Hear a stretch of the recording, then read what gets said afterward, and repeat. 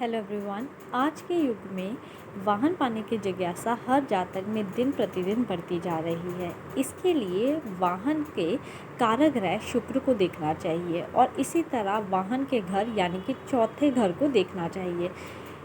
इसके लिए कुछ नियम बनाए गए हैं। वाहन का कारक ग्रह कुंडली में शुभ होना चाहिए। दूसरा, वाहन के घर का मालिक शुभ ग्रह से दृष्टि या चौथे घर पर शुभ ग्रह की दृष्टि होनी चाहिए। तीसरा, चौथे भाव का या चौथे भाव के स्वामी का लगन से संबंध होना चाहिए। चौथा, चौथे भाव का स्वामी केंद्र या त्रिकोण में स्थित होना चाहिए। पांचवा, लग्नेश, चौथे और 11वें घरों के स्वामियों का संबंध हो और उनकी दशा चलती हो। छठा, गोचर में चौथे घर के साथ शुभ ग्रह का संबंध हो। सातवां, इन नियमों को लागू करने से जितने योग कुंडली में बनेंगे उतने अधिक वाहन जातक के पास होंगे। इसी तरह हमारे वाहन दो प्रकार के होते हैं, 2 पहिया वाहन और 4 पहिया वाहन।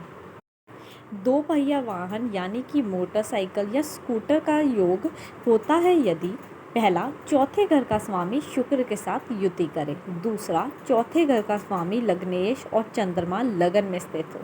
तीसरा, चौथे घर का स्वामी 5वें घर में और 5वें घर का स्वामी चौथे घर में हो।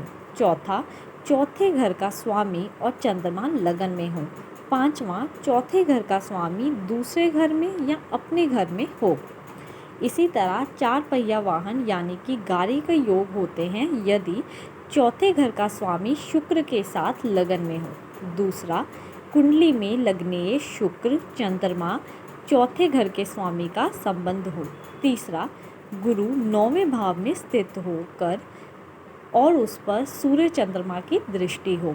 चौथा, चौथे भाव का स्वामी लग्नेश के साथ चौथे भाव में संबंध बनाए या 9वें भाव में स्थित होकर इन ग्रहों की दशा वाहन लाभ देती है। पांचवा, चौथे भाव में उच्च के ग्रह स्थित होकर उत्तम वाहन की प्राप्ति होती है। छठा, चौथे भाव का स्वामी 10वें भाव में और 10वें भाव का स्वामी लगन में स्थित हो तो बड़ी गाड़ी के योग बनते हैं। इसी तरह व्यक्ति के पास एक से अधिक वाहन होते हैं यदि लग्नेश चौथे, 9वें या 12वें भाव में हो।